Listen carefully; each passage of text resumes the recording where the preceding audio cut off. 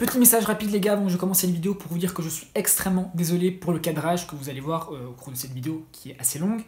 En fait, je pensais vraiment avoir mis mon téléphone bien, mais il était un peu penché, du coup l'image est coupée ici et est très blanche au-dessus de ma tête. Et je vous ai demandé sur Instagram si ça valait la peine de quand même mettre la vidéo puisque j'avais pris du temps à la tourner. Ça veut dire que la majorité d'entre vous ont répondu oui. Du coup, ben voilà, j'ai décidé de la poster. J'espère malgré tout que cette vidéo vous plaira beaucoup. Bonne vidéo! Oui, je suis gay.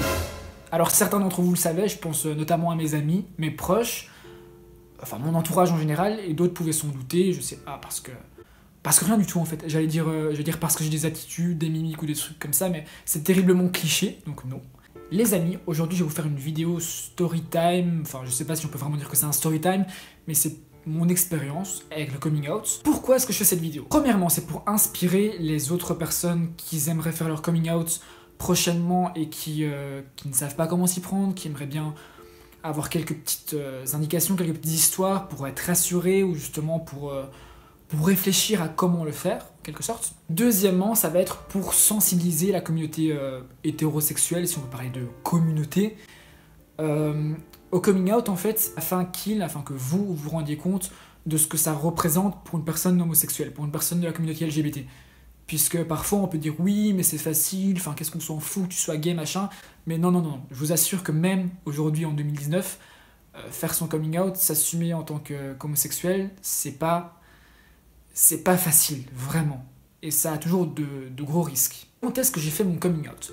Je pense que ça fait 4 ans, donc ouais déjà 4 ans, oh, putain, depuis décembre 2015 je pense, et je suis passé par énormément de stades, que ce soit avant, pendant et après ce coming out, et ça m'a amené là où j'en suis aujourd'hui. Je suis en parfaite acceptation de mon orientation sexuelle. Le commencement de tout ça est une question que beaucoup de gens se posent. Comment est-ce qu'on se rend compte qu'on est attiré par les garçons alors qu'on est un garçon, attiré par les filles alors qu'on est une fille, ou attiré par les deux?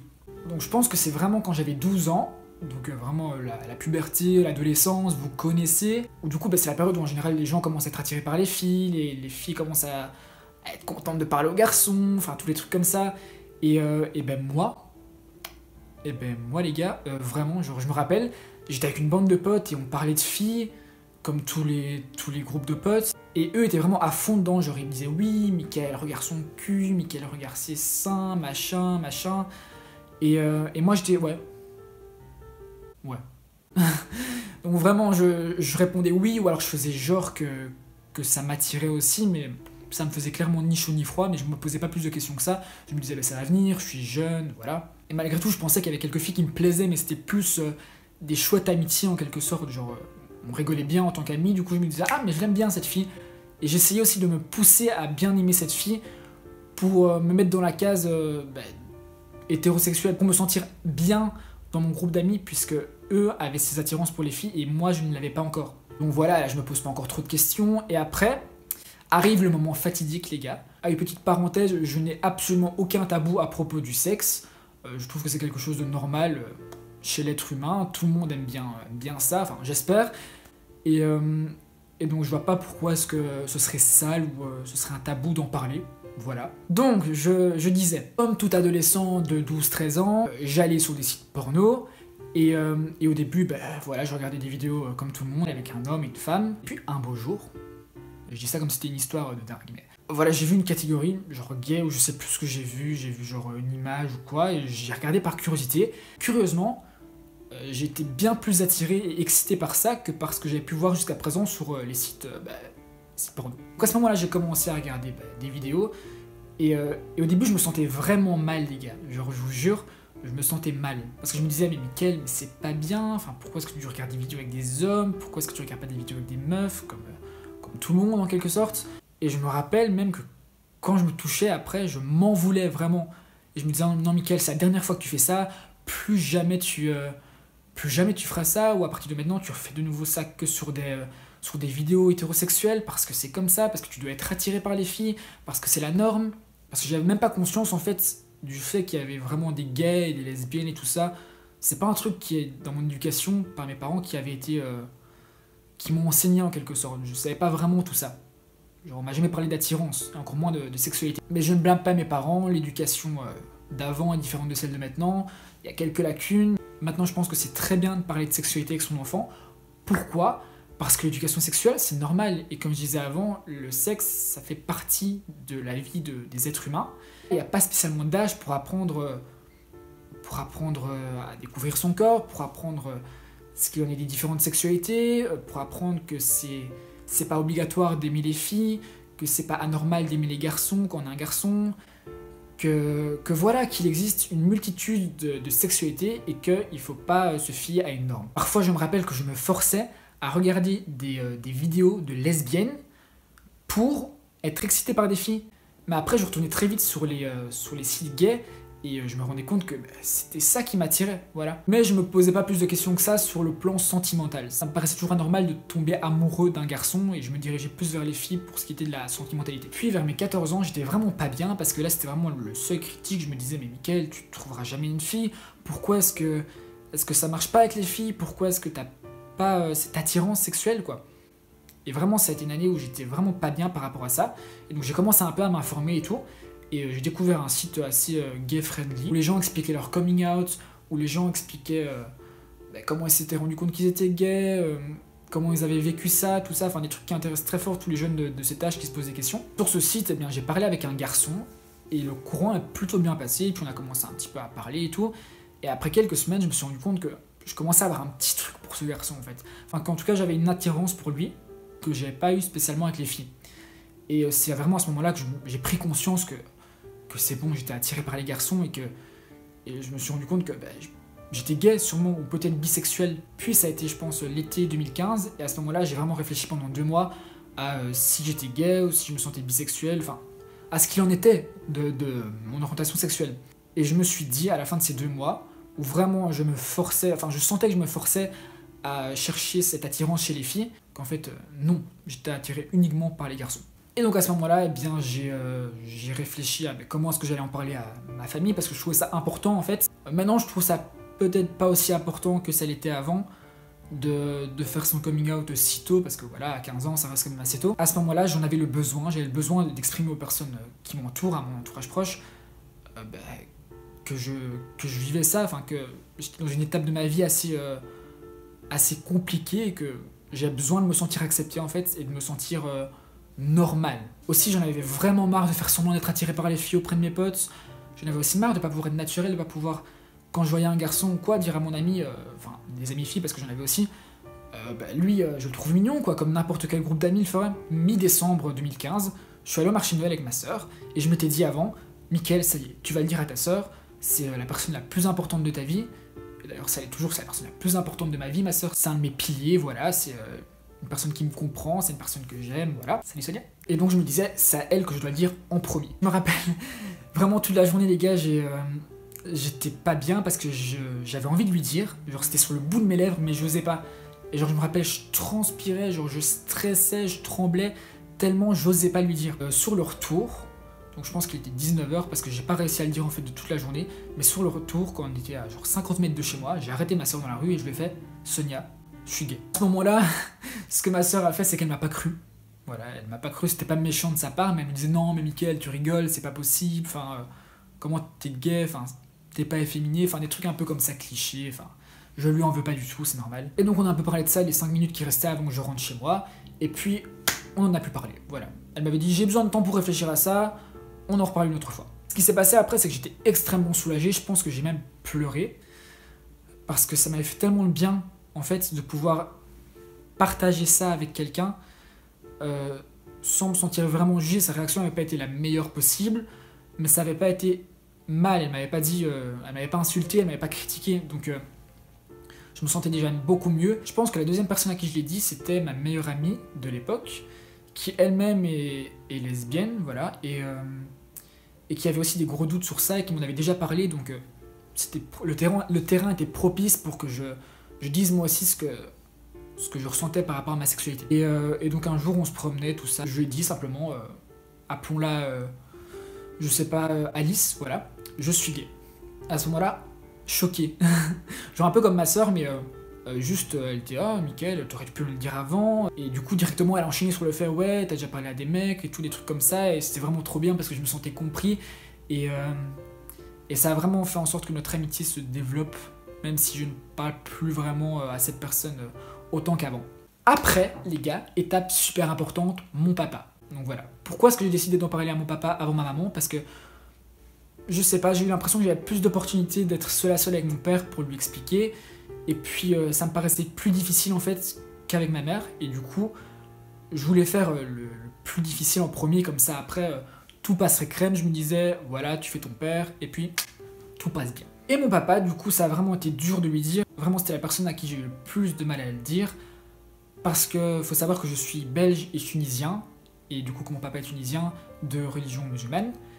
Et que c'est pas accepté dans la religion, même si les esprits peuvent être ouverts. Donc j'étais très perplexe sur ce qu'il allait me dire, sur les conséquences que ça allait avoir, parce que ça aurait pu avoir des conséquences graves, quoi, genre qui m'aurait engueulé, tout, qui m'aurait dit que j'étais pas normal, tout ça, vraiment c'est ce que je redoutais. C'était le soir, je pense qu'il était 22h, et je me suis dit, allez Mickaël, c'est bon, tant pis, de toute façon, c'est ton père, qu'est-ce que tu risques? Et je me suis assis à côté de mon père, et donc je dis, papa, je suis gay. Voilà, toujours cette phrase qui est extrêmement difficile à dire, vraiment. Les gars, je suis gay, c'est 3 mots, mais c'était les 3 mots les plus durs à dire de toute ma vie. De toute ma vie, je vous jure. Mon papa était très étonné, et il pensait que c'était une passade, ou que j'étais pas sûr, voilà. Il se disait, mais comment est-ce que tu peux le savoir, Mickaël? Et je disais, papa, écoute, j'ai 15 ans, tu as eu 15 ans, on est des êtres humains, on sait très bien qu'on a des attirances sexuelles, et oui, je suis attiré sexuellement par les garçons, voilà, je suis jamais tombé amoureux d'un garçon, même s'il y a des garçons qui ont pu me plaire en quelque sorte. Il tenait quand même un discours de « Non mais Mickaël, t'inquiète, c'est une passade, réfléchis bien, voilà, comme s'il y avait quelque chose à réfléchir en fait. Non, c'est juste, c'est moi, c'est comment je suis, c'est pas moi qui l'ai choisi. Aussi mon papa il pensait que c'était un choix, et c'est un truc qu'il pense peut-être toujours aujourd'hui, même si ça a énormément évolué, genre maintenant il l'accepte, je m'entends très très bien avec lui. Mais peut-être qu'il pense toujours que c'est un choix, et que beaucoup de personnes pensent ça, mais ce n'est absolument pas un choix, je n'ai pas choisi, c'est pas un choix de vie, c'est comme ça. Je sais pas s'il y a vraiment d'études qui prouvent que c'est génétique, je pense pas, donc je vais pas dire de grosses conneries, mais en tout cas, j'ai pas choisi d'être gay, ça s'est présenté à moi comme ça, voilà, j'ai été attiré par les garçons, et je me suis dirigé vers les garçons. Si un jour je dois être attiré par une fille, eh bien ça me dérange absolument pas, je suis pas contre ça, mais jusqu'à présent, j'ai jamais eu d'attirance pour une fille. Et puis mon papa, ce qu'il m'a dit, et qui m'a beaucoup blessé à ce moment-là, c'est « Mais qu'est-ce que j'ai fait pour que tu sois gay? Pourtant j'ai tout bien fait. » Et je lui disais « Mais papa, mais il n'y avait rien à faire ou à ne pas faire pour que je sois gay. Tu n'as rien raté dans mon éducation. » Et ça, il a eu beaucoup de mal à l'accepter en fait. C'est même pas l'environnement. Dans ma famille, que ce soit du côté de ma mère ou mon père, il n'y a pas d'homosexuels. Enfin, pas que je sache ou que je connaisse. J'avais aucun ami homo, ni lesbienne, à part ma meilleure amie, et encore, elle se cherchait. J'ai toujours été dans un milieu avec beaucoup de garçons. C'est juste quand je suis rentré en 3ème, je me suis retrouvé dans une classe avec presque que des filles. Mais j'avais toujours quelques amis garçons, et voilà, je m'entendais très bien avec les mecs à ce moment-là. J'ai pas été dans un environnement qui m'a poussé, même s'il y a pas à être poussé à être gay ou à être lesbienne ou quoi, c'est comme ça. Mais bref, j'ai pas été dans un environnement qui m'aurait influencé à devenir gay. D'ailleurs, c'était un sujet extrêmement tabou. Et le peu de fois on voyait genre des gay pride à la télé, au journal, je pense que mes parents faisaient des petits commentaires parfois pas très, très cool sur eux, quoi. Ensuite, je l'ai dit à ma maman, je pense. Ouais. À ma maman, qui a aussi été étonnée comme ma soeur. En fait, tout le monde a été principalement étonné parce que j'étais pas efféminé. Voilà. Même si c'est très cliché ce que je veux dire, j'étais pas un petit peu efféminé, j'étais pas très maniéré. Et donc, les gens se disaient que j'étais pas gay, quoi. Enfin, qu'il n'y a pas moyen que je sois gay, alors que ça n'a rien à voir avec le fait d'être efféminé et le fait d'être gay. C'est comme il y a des hétéros qui peuvent être un peu efféminés, il y a des gays qui peuvent être très très masculins, ça n'a rien à voir, voilà. Donc je m'égare, ma maman, alors elle était étonnée, et je sais pas, elle aussi elle y croyait pas, et tout ça, et elle pensait que c'était une passade, comme beaucoup d'adolescents auraient soi-disant, mais c'est rarement des passades en fait. Si vous vous rendez compte que vous avez des attirances pour le sexe opposé, eh bien ça veut pas spécialement dire que vous êtes seulement attiré par le sexe opposé, que vous êtes gay, que vous êtes lesbienne, mais ça peut tout simplement dire que vous êtes bisexuel, ce qui est pour moi quelque chose de très très normal. Enfin, je vois pas pourquoi est-ce qu'on devrait se bloquer. Pour moi, il devrait même pas avoir de case gay, lesbienne, tout ça, on devrait pouvoir être attiré par qui on veut, quand on le veut. Voilà. Je vois pas qu'est-ce que ça pose comme problème à n'importe qui que Pierre, Paul, Jacques soit gay, soit lesbienne. Enfin, à partir du moment où on fait de mal à personne, je vois pas en quoi on dérange. Donc voilà, j'avais fait les personnes les plus importantes de ma vie à ce moment-là, c'est-à-dire ma meilleure amie, ma soeur, ma maman, mon papa. Donc le reste, ça me paraissait rien du tout, je vous jure. Après avoir eu le courage en fait de faire ça, je m'en foutais un peu du reste. Genre, j'allais pas le crier, mais ça me dérangerait pas de le dire. Et donc après ça, j'ai vu un autre garçon. D'ailleurs, je me rappelle, j'allais le week-end chez lui et je disais à mes parents que j'allais chez des amis. J'ai fait ça, je pense, 2-3 week-ends. Voilà, c'est la première fois que je fricotais avec un garçon. Du coup, c'était tout nouveau pour moi et tout ça. Et je l'expliquais à la meilleure amie. Et j'avais envie de l'expliquer à mes nouvelles amies aussi de ma classe. Parce que, comme je vous avais dit, j'étais avec énormément de filles dans ma classe à ce moment-là. Elle sentait que j'étais en couple parce que je faisais beaucoup d'insinuations sur ça. Elle voyait que je faisais des trucs le week-end et tout, mais elle savait pas trop. Donc elle me rabâchait chaque jour: Mickaël, tu sors avec qui? Montre-nous une photo de cette fille, machin, on veut savoir, dis-nous, dis-nous, dis-nous. Et je me rappelle, j'ai pris du coup mes 2 amis à part, qui se reconnaîtront parce qu'elles regarderont sûrement cette vidéo. Et je leur ai fait, c'est pas une fille, c'est un garçon. Et à ce moment-là, une de mes 2 amies m'a fait, oui, et il s'appelle comment? Et ça m'a fait tellement de bien, les gars, qu'elles me disent ça, genre qu'elles ne réagissent même pas en fait, qu'elles considèrent que c'était normal et que on veut juste savoir à quoi ressemble ton copain ou ta copine, on s'en fout que ce soit un garçon, une fille, un arbre. Et à partir de ce moment-là, j'ai commencé à le dire à toutes mes amies au fur et à mesure, et à chaque fois elles étaient étonnées et super curieuse de savoir pourquoi, comment, machin, toutes ces petites questions qu'on peut se poser par rapport à quelqu'un qui est différent de nous. Et c'est à ce moment-là, les gars, que j'ai vraiment commencé à m'ouvrir. Genre, j'étais quelqu'un de très timide, très introverti, et j'ai commencé à vraiment prendre confiance en moi, je pouvais m'assumer tel que je l'étais. Et en fait, à partir du moment où les gens de ma classe l'ont su, ça s'est su par bouche à oreille, parce que je me suis mis en couple avec un garçon, et au final, tout le monde dans l'école le savait. Et vraiment, je m'en foutais de ce que les gens pouvaient penser, puisque je l'avais assumé aux personnes que j'aime et je m'en foutais en fait de la vie des autres. Et j'ai perdu aucun ami en fait avec ça. Quoique je réfléchis. Non, j'ai perdu personne à cause de mon coming out. Après, c'est vrai que je traînais beaucoup avec des filles à ce moment-là, donc peut-être que j'aurais perdu des amis garçons si je traînais avec eux à ce moment-là, mais non, malgré tout, les amis à qui je parlais avant, je les ai revus après et voilà, ils acceptaient en soi, ils me posaient même des questions parce qu'ils étaient curieux, quoi. Entre-temps, j'avais beaucoup de problèmes, par contre, du côté familial, parce que mon père me rabâchait encore tous les jours: Mickaël, mais pourquoi, comment, machin, enfin, toutes des questions, vraiment, il se remettait encore beaucoup en question et il essayait de me remettre en question aussi, parce qu'il pensait que c'était pas normal, en fait. On s'est beaucoup disputé pendant de nombreux mois, et puis je me suis mis en couple, comme je vous ai dit, et ça s'est mal passé, j'étais triste après. Et donc mon père à ce moment-là, vraiment, il a été en quelque sorte un soutien pour moi, puisque je suis tombé en dépression en fait à ce moment-là, après ma première rupture. Et donc mon père a vraiment été aussi un soutien pour moi, pour m'aider à avancer. C'est lui qui m'a emmené chez le médecin et tout. Et il m'a dit: Mickaël, c'est peut-être pas un choix qui me plaît, mais tu es mon fils et je t'aime et je t'aimerai toujours malgré tout ce que tu peux faire. Et les gars, ça m'émeut presque en fait de vous l'expliquer parce que c'est beau. Il y a ce petit côté j'accepte pas trop qui me dérangeait, mais au final il s'en foutait parce que c'est mon père et parce qu'il m'aime, et ça c'est vraiment une des plus belles preuves d'amour que n'importe qui m'a jamais faites. Et si mon papa regarde cette vidéo, je le remercie beaucoup et je lui fais plein de bisous. Ensuite je vais le faire bref parce que je pense que la vidéo commence vraiment déjà à se faire longue et que la partie qui suit, ça s'est fait assez vite, même si c'est la partie où il y a eu le plus de problèmes. La famille de ma maman, elle l'a su un peu au fur et à mesure. En fait, je l'ai dit à ma marraine par message un jour, parce que j'avais pas spécialement l'occasion de lui dire en face. Et elle était très étonnée, mais elle disait: c'est ton choix, tant que tu es heureux, moi ça me va. Voilà. Et après, je me suis affiché sur Facebook avec mon copain, donc j'ai mis des photos, tout ça, donc ma famille l'a su.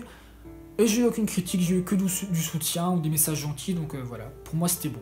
Par contre, les gars, on retourne au point de la famille de mon papa. Alors la sœur de mon papa le savait, elle m'a envoyé un très très gentil message à l'époque pour me dire que c'était mon choix, même si j'aime pas ce terme de choix. En tout cas, c'était un message gentil pour me dire que tant que j'étais heureux et tant que je menais la vie que j'avais envie de mener, eh bien c'était le principal.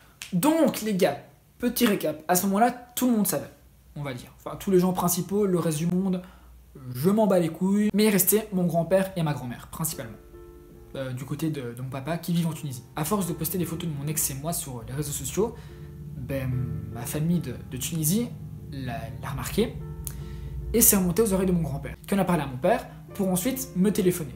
Et là les gars, la conversation avec mon grand-père au téléphone, ça a été une des conversations les plus dures de ma vie, puisque mon grand-père, bon voilà, il habite dans un autre pays, avec des autres valeurs, avec sa religion, avec son éducation. Et donc je lui en veux absolument pas, et je l'aime beaucoup, et si lui aussi par hasard il voit cette vidéo, je lui dis que je pardonne son rejet, parce que oui, il m'a rejeté en quelque sorte, même totalement, et que voilà, ça change aucunement l'amour que j'ai pour lui et pour ma grand-mère. Et donc il m'a posé des questions: Mickaël, pourquoi t'aimes les garçons?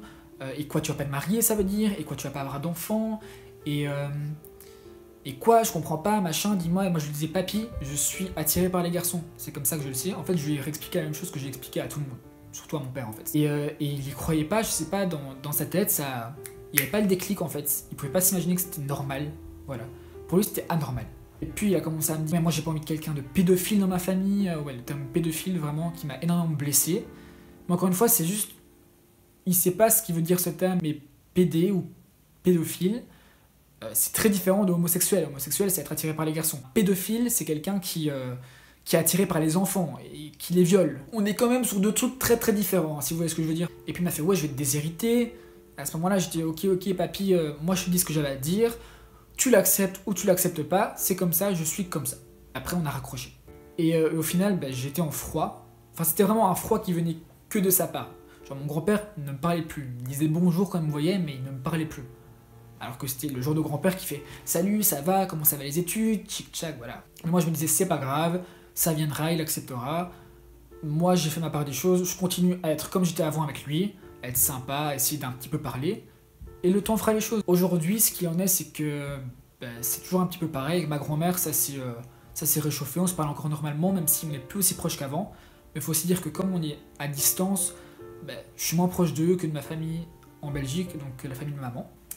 Et mon grand-père, voilà, si je le vois, je lui parle, c'est toujours plus comme avant. Donc les gars, maintenant que vous savez en gros ce qu'il en avait été de mon coming out, maintenant je vais vous donner quelques petits conseils perso. Premièrement, faites votre coming out uniquement si vous sentez que c'est nécessaire, si vous sentez que vous en avez besoin. Si vous n'en avez pas besoin, si vous pensez que ça va être mauvais pour vous, que vous n'êtes pas sûr de vous, ne le faites pas. Il n'y a rien qui presse, c'est votre vie. Deuxièmement, commencez par une personne en qui vous avez entièrement confiance. Une personne qui ne va pas aller le raconter à tout le monde, qui ne va pas faire que tout se retourne contre vous, qui ne va pas vous rendre mal, qui ne va pas vous juger, du moins que vous pensez qu'il ne va pas vous juger. Troisièmement, relativisez les gars, relativisez. C'est pas grave, on est en 2019, les mœurs commencent à changer un petit peu, on commence à être plus ouvert d'esprit par rapport à ça. Bien sûr, dans des pays, c'est encore totalement mal vu, totalement interdit, c'est des trucs archaïques et vous vous en foutez. Si vous regardez cette vidéo, c'est probablement que vous êtes en France, en Belgique, enfin dans le coin, et là, c'est en quelque sorte accepté. Ne vous sentez pas anormal, vous ne l'êtes pas, vous êtes tout ce qu'il y a de plus normal, vous méritez d'être aimé, et voilà. Les amis, ça m'a fait trop plaisir de vous parler de ça dans cette vidéo, puisque c'est quelque chose de très personnel, et c'est quelque chose que j'ai vraiment envie de partager avec vous. Si vous avez envie que je fasse une deuxième vidéo sur ça, pour répondre à des questions plus précises sur comment est-ce que j'ai vécu ça, sur comment la relation de mon père a évolué depuis ces 4 ans, de comment aujourd'hui je vis ma sexualité en quelque sorte, même si je vous ai dit que je la vivais bien. Et voilà, dites-moi dans les commentaires ce que vous avez pensé de cette vidéo. Likez, abonnez-vous et partagez en masse parce que ça pourrait aider beaucoup de personnes qui se posent des questions et qui paniquent et qui se sentent mal par rapport à leur sexualité et par rapport au fait de faire leur coming out. D'ici là les amis, comme d'habitude, portez-vous bien et on se retrouve très bientôt. Ciao!